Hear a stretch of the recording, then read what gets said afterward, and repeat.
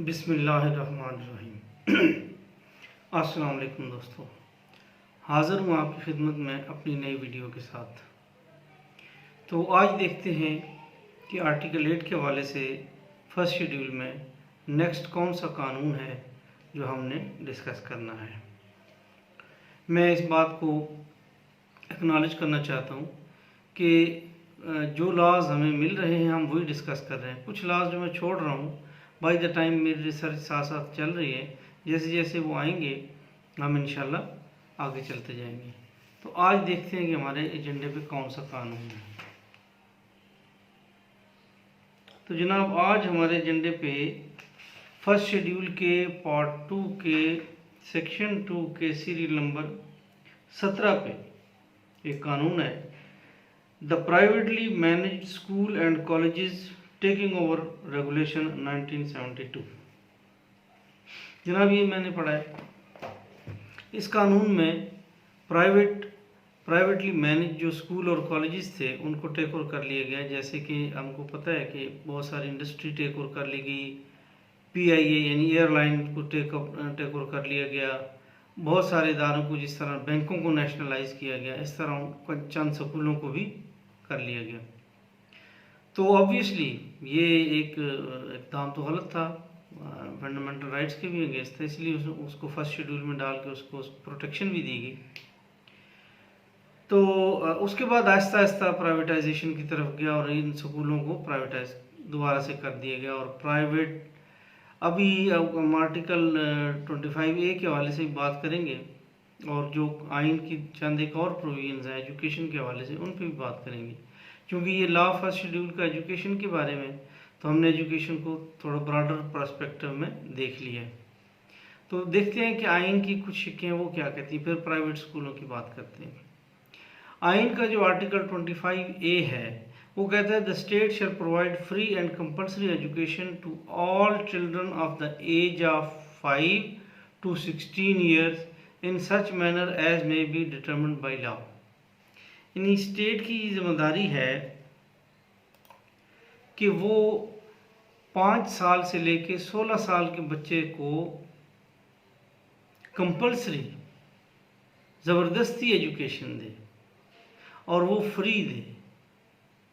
अब आप देखिए यहाँ क्या होता है, आपको पता है हमारे मुल्क में पैरेलल एक चल रहा है, पैरेलल एजुकेशन का निज़ाम चल रहा है जो मदरसों का है, और 5 साल से 16 साल के बच्चे ही उसमें जाते हैं। तो जब गवर्नमेंट ने कंपल्सरी देना है, फ्री देना है, तो कंपल्सरी का मतलब है कि पहले उनको स्कूलों में डाला जाए, फिर अगर किसी को हिफ्ज़ करने का है या किसी को कुछ दीनी तालीम का शौक़ है तो फिर उसको बेशक दीनी तालीम के लिए जाना चाहिए। उसके लिए वो किसी भी इदारे में, किसी भी मदरसे में, किसी भी जगह एडमिशन ले तो कोई, लेकिन जो ब्रॉडर जो यानी आप ये कह लें कि जनरल साइंस है या जनरल एजुकेशन है, हर सब्जेक्ट की उसको 5 साल से 16 साल तक कंपल्सरी उसको स्कूलों में जाना चाहिए। उसके बाद बेशक वो मदरसे में चला जाए। तो एक तो ये मैंने ज़मनन बात कर ली, क्योंकि एजुकेशन के ऊपर मेरा जो ज़ाती अंडरस्टैंडिंग अब तक हो चुकी है और मैं कई एक स्कूलों में जाके मोटिवेशनल लेक्चर भी दे चुका हूँ। तो मैं ये समझता हूँ कि प्राइवेट स्कूलों के हवाले से मैं बात करूँगा, पहले मैं आइन की बात कर लूँ, उसमें मैं आपको अपना जो है ना अपना दुख शेयर करूँगा कि वहाँ के किस किस्म के मसाइल हैं। अच्छा, आर्टिकल 25A जो है ये तो right to education fundamental rights के हवाले से ये प्रोविजन है। आगे सेक्शन 37 है जो promotion of social justice and eradication of social evils के हवाले से स्टेट की जिम्मेदारियाँ हैं। उसके पैरा A और B में है the state shell promote with special care the educational and economic interest of backward classes और एरियाज।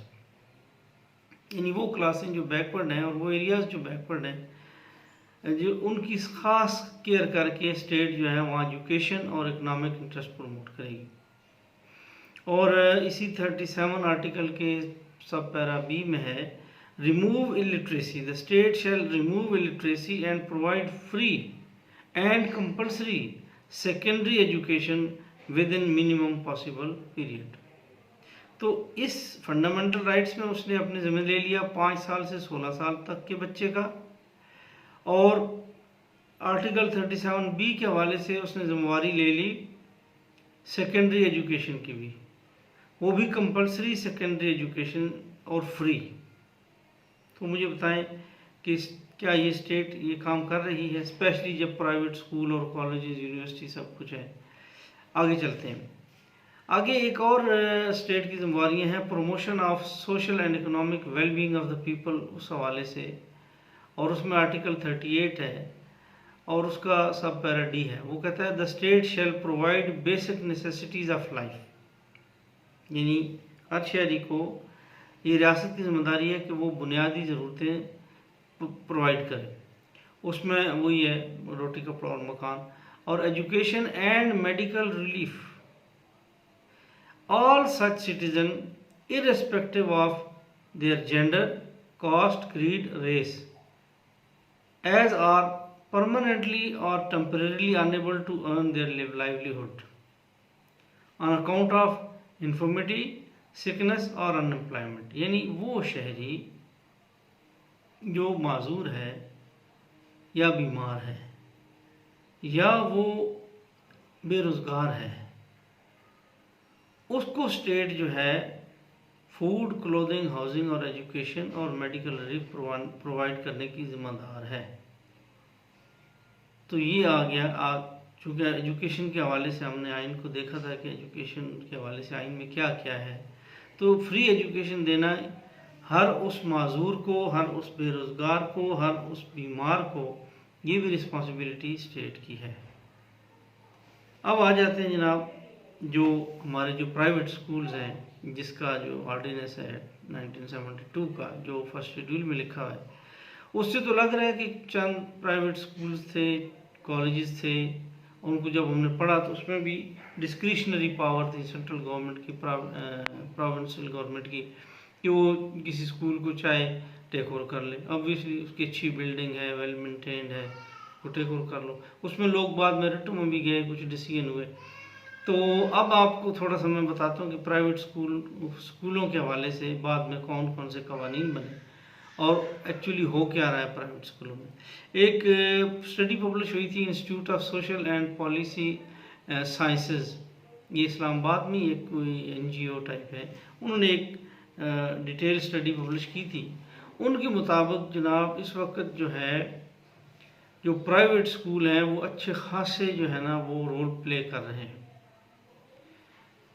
यानी प्राइवेट स्कूलों का जो नंबर है वो इंक्रीज हुआ है 69% as compared to mere 8% increase in government. यानी गवर्नमेंट के स्कूलों में अगर इंक्रीज हुआ है 8%, तो प्राइवेट स्कूलों में इंक्रीज हुआ है 69% बिटवीन 1999 एंड 2000। यानी सिर्फ अब देखें कि सिर्फ एक साल के अंदर अंदर कितना इंक्रीज हुआ। और 2007-8 से सॉरी मैं गलत कह गया, 1999 to 2000 और 2007 और 8 यानी 99 से 8 तक तकरीबन 9 सालों में जो इंक्रीज़ हुआ 69% प्राइवेट स्कूल इंक्रीज़ हुए और सिर्फ 8% सरकारी स्कूल इंक्रीज़ हुए। यहाँ से आप देख लें कि कितना फ़र्क है। आगे चल के उनकी स्टडी ये कहती है कि private sector was catering to the educational needs of the 6 million children, और ये नंबर जो 6 मिलियन था ये 12 मिलियन हो गया 2007-8 में। तो ये देखिए कि किस कदर ज़्यादा लोग जो है ना वो प्राइवेट स्कूलों की तरफ जा रहे हैं। अब आप देखें कि 12 में ये जो 34% बनता है टोटल इनरोलमेंट का, जितने बच्चे यानी 34% जो इनरोल हुए वो टोटल इनरोलमेंट का 34% प्राइवेट स्कूलों को गया। अच्छा, नंबर ऑफ प्राइवेट टीचर्स भी जो है वो प्राइवेट स्कूलों में इस पीरियड में डबल हो गया एज़ कम्पेयर टू सरकारी स्कूलों के। अब जनाब ये सब कुछ उन्होंने इंक्रीज कर लिया, ज़ाहिर है उसमें हम कह सकते हैं कोई एक बिज़नेस बन गया, और वाक़तन वो एक बिज़नेस बन गया। मैंने अपने ख़ानदान के एक बच्चे को जो कि अच्छे कॉलेज अच्छे प्राइवेट स्कूल में पढ़ता था उसको बुला के चंद बेसिक सवाल पूछे, चंद बेसिक, जब मैंने उससे ये सवाल किया कि 10/20 एक फ्रैक्शन है 10/20 और एक फ्रैक्शन है 3/4, इनमें से which one is the larger, तो उसने मुझे बताया कि 10/20 इज़ द लार्जर बिकॉज ये 10 है, 20 है, वो 3 है, 4 है। ये हालात हैं। अब वहाँ क्या है, बच्चियाँ जो हैं 12-12 पढ़ी हुई FSC या BA सिंपल, उनकी 10-10 12-12 हज़ार तनख्वाह है। अब वो बच्चों को क्यों मेहनत करेंगी, वो अपनी नौकरी पे फोकस करती हैं। और मैंने उस बच्चे से पूछा, मैंने कहा बेटा तुम पास कैसे हो जाते हो? कहते जैसे जैसे हमारे वो करीब आते हैं एग्ज़ाम, एनुअल एग्ज़ाम, तो हमारी टीचर्स जो हैं वो रिपीटेडली टेस्ट लेती हैं और एक ही उसमें चंद एक सवाल रिपीट होते रहते हैं। उससे हमें पता चल जाता है कि ये जो सवाल बार बार रिपीट हो रहा है एनुअल एग्जामिनेशन में इसी ने आना है, तो हमको वो पढ़ा भी देती हैं, सिखा भी देती हैं और हम एनुअली पास हो जाते हैं। यानी छठी से लेके एक बच्चा 8वीं तक वो प्रमोट होता आ रहा है, या पहली से लेके 8वीं तक प्रमोट होता आ रहा है, जस्ट बिकॉज उसको टीचर्स इनडायरेक्टली हेल्प कर रहे हैं, पढ़ा नहीं रहे। लेकिन चूंकि बच्चा फेल हो तो अपना रिजल्ट ख़राब होता है, उसको भी मेंटेन करना है, इसलिए बच्चों को एनुअल पेपर में, और जब भी कोई पेपर आता है शशमाही यानी 6 मंथली, 3 मंथली, क्वार्टरली, उसको जनाब वो बता देती हैं पेपर और वो पास हो जाता है। 9th इवन जब बोर्ड के पेपर होते हैं तो कुछ प्राइवेट स्कूल ऐसे हैं, मुझे पता है, और मैं प्राइम मिनिस्टर के उस पोर्टल पे ये उनका नाम भी दूंगा, कि वहाँ पर क्या होता है कि सेंटर ख़रीद लिए जाते हैं। वो जो सुपरिटेंडेंट और विजिलेटर्स और वो सब लोग होते हैं उनको पैसे दे दिए जाते हैं, और वो प्राइवेट स्कूल जो वो चल रहा है वहाँ पर वो चीटिंग करवाता है, ऑर्गेनाइज तरीके से चीटिंग कराते हैं और बच्चे पास हो जाते हैं। और लोग कहते हैं कि वाह वाह, हमारा बच्चा तो उस प्राइवेट स्कूल में पढ़ता था, देखिए मैट्रिक में इतने नंबर ले आए। तो ये है जनाब हालात। अब आ जाते हैं कुछ कवानीन के जो मतलब है कि इनको रेगुलेट कर, तो वो जनाब आपको मैं बताता हूँ कि सबसे पहला कानून जो है वो है regulation of private school in Pakistan. Notable एक है जनाब Punjab private educational institution promotion and regulation ordinance 1984। अब इसको इस लॉ के नाम से जाहिर हो रहा है कि Punjab private educational institution promotion, यानी कहाँ हम टेक ओवर कर रहे थे और कहाँ अब हम इन्हें प्रमोट कर रहे हैं और रेगुलेट कर रहे हैं। Sindh educational institution regulation and control ordinance 2001, और उसकी फिर बाद में अमेंडमेंट हुई 2003 में, और जो कि इफेक्टिव हुई अगस्त 2004 से। NWFP registration and function of private educational institution amendment ordinance 2002, और Islamabad capital territory educational institution regulation and promotion ordinance 2006। अब ये जितने कवानीन जो मैंने आपको बताए हैं ये जाहिर कर रहे हैं कि 1972 में अगर प्राइवेट स्कूलों को टेक ओवर कर लिया गया था तो बाद में आने वाली लेजिस्लेशन में प्राइवेट स्कूलों को प्रमोट किया गया, उनको वेलकम किया गया, उनको जगह दी गई। इसका मतलब है कि 1972 में अगर किसी स्कूल कॉलेज को प्राइवेट नेशनलाइज कर लिया गया था तो बाद में वो रेगुलेशन तो इफेक्टिव नहीं थी। अगर आर्टिकल 25A के हवाले से हम बात करें, अगर ये स्टेट की रिस्पॉन्सिबिलिटी है कि वो प्राइमरी और सेकेंडरी एजुकेशन दे, तो उस हवाले से तो प्राइवेट एजुकेशन, प्राइवेट स्कूलों और कॉलेजों को होना ही नहीं चाहिए।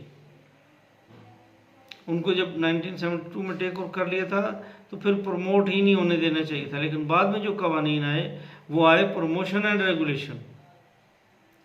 अब इनके रेगुलेशन के हवाले से बड़ी इंटरेस्टिंग बात है, हम बाकी कवानीन को तो मैंने नहीं छेड़ा, लेकिन जो इस्लामाबाद कैपिटल टेरिटरी का है उसको मैंने इस हवाले से भी देखा कि रेगुलेशन कैसे हो रही है। उनकी जनाब एक रेगुलेशन अथॉरिटी जो सेल्फ फाइनेंस्ड है, और फाइनेंस कहाँ से हो रही है? प्राइवेट स्कूलों के रजिस्ट्रेशन से, उनके इंस्पेक्शनों से, उनको चेक करके जो रेवेन्यू इकट्ठा हो रहा है, उनको जुर्माना करके जो रेवेन्यू इकट्ठा हो रहा है। यानी सेक्शन 9(1) है ऑर्डिनेंस का जो इस्लामाबाद कैपिटल टेरिटरी के प्राइवेट स्कूलों को रेगुलेट करता है। ये कहता है कि there shall be an authority, एक अथॉरिटी होगी जो इनको रेगुलेट करेगी, और वो सेल्फ फाइनेंस होगी, उसको गवर्नमेंट से कोई ग्रांट, कोई बजट नहीं मिलेगा। वो अपना बजट जनरेट कहाँ से करेगी? जुर्माने करके, और रजिस्ट्रेशन की फ़ीसें लेके। अब मुझे बताएं कि वो रेगुलेशन जो पैसे के लिए उन्हीं इंस्टीट्यूशन की मोहताज हो जिन्होंने उसको पैसे दे के उसका काम चलाना है, वो अब उनको कैसे चेक करेगी? तो ये है जनाब हमारे प्राइवेट स्कूलों का हाल। अब मैंने आपको बता दिया कि 1972 में अगर चंद स्कूलों को टेक ओवर कर लिया गया था, तो स्कूलों कॉलेजों को कुछ गवर्नमेंट, सेंट्रल गवर्नमेंट ने, कुछ प्रोविंशियल गवर्नमेंट ने, उसके बाद जब उनको प्रमोशन दिया गया और उनको जगह दी गई रियासत के अंदर, मुल्क के अंदर, तो इसका मतलब है 1972 का जो कानून था टेकिंग ओवर का, वो बन गया इनफेक्टिव। और इनफेक्टिव लॉ को आपने आर्टिकल अपने आइन के फर्स्ट शेड्यूल में लिखा है, तो ये गलत है। और स्पेशली जब आपके जो दूसरी प्रोविजंस हैं आइन की, जो कहती हैं कि स्टेट की रिस्पांसिबिलिटी है कि वो फ्री एजुकेशन दे, स्टेट की रिस्पांसिबिलिटी है कि वो माजूर लोगों को भी फ्री एजुकेशन दे, न सिर्फ 5 साल से 16 साल तक के, बल्कि सेकेंडरी एजुकेशन भी कंपलसरी दे और फ्री दे। तो उस हवाले से आपने ये जो लिखा कि टेक ओवर कर लिया जाए, उस हवाले से तो वो साउंड करता है कि ये ठीक है, प्राइवेट जितने इंस्टीट्यूशन थे उनको टेक ओवर कर लिया जाए क्योंकि स्टेट की रिस्पांसिबिलिटी। लेकिन बाद में आने वाली लेजिस्लेशन जो 1984 में आई, और बाद में उसका नाम ही ये था promotion and regulation of the private educational institution. तो ये अब ये फैक्ट है और हम सब जानते हैं कि इस वक्त प्राइवेट स्कूल मुल्क में चल रहे हैं, इसके बावजूद इसके कि ये रिस्पांसिबिलिटी गवर्नमेंट की है, वो चल रहे हैं।